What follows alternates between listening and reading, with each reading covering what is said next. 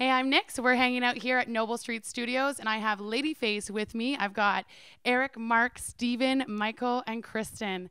So how do you feel that went in there, Eric? How was that tea, too?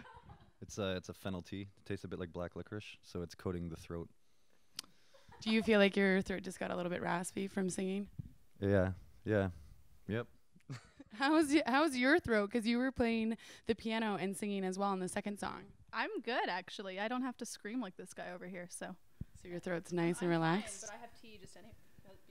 We all have tea right now, which is that's exciting. So you guys have been together for only about a year now. How did you guys meet? Well, we all kind of were just like mutual friends of each other. Eric and I worked at a hotel together. Eric and Mike went to school together. Mike and Coop worked together, and then Kristen knew Eric from high school, so it's kind of just like a crazy tangled web. And speaking of a tangled web too, you were actually in the first video before you were in the band, so that's pretty cool. That was for Bloodthirsty Cannibal, right? Yeah, actually, I was singing backups on a lot of the tracks for Eric just because we were friends. We knew each other. And then he was like, hey, come be in this music video for my band. And then literally like a couple months later, he's like, so you want to be in the band with us? And yeah, that's how that happened. Very harmoniously. And I've also heard that you guys played the Friday Night Live series at the ROM. How was that? It was a lot of fun. Were you near the dinosaurs? That was. We were near the mineral exhibit. If you must know. I am very curious to know where you guys set up. Did you check out the minerals? I did, yeah. I brought my brother too, and we went and mineral. You minned? You minned around the minerals?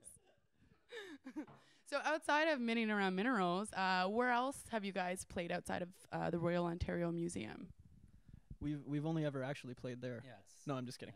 exclusively. We've done, like, we did North by Northeast. We played for Canadian Music Week. I mean, like, that doesn't say what venue we played at. They were mostly just like bars and stuff. But yeah, the ROM was like the closest thing to a proper concert hall. Yeah.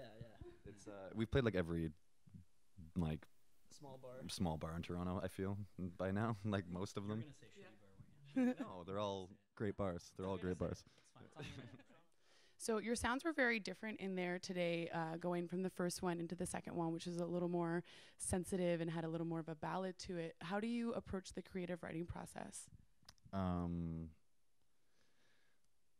even had time to think about it, and still, I'll just like sit down and like turn voice memo on my iPhone and plink around on a piano until a melody comes into play, and then I try to like get like a drum beat that's maybe faster or something, and then it just happens. It's just like Kind of see what comes out of you? yeah, it's just like I don't know, listening to music, you get inspired to write music, and yeah, it's always a little bit different. Hopefully, sometimes.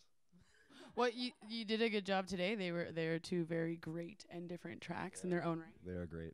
They are great. Yeah. But just a little bit of modesty because you wrote them, right? So it's What's no? They're like they're great songs, like you said. Like I've unparalleled, She said it first. unparalleled perfection. Unmatched. unparalleled. Unparalleled perfection. Unparalleled perfection. Noble Street Studios. Once the songs have been written and the concept's there, how do you develop it further? What are you adding to it? What's the creative concept behind that?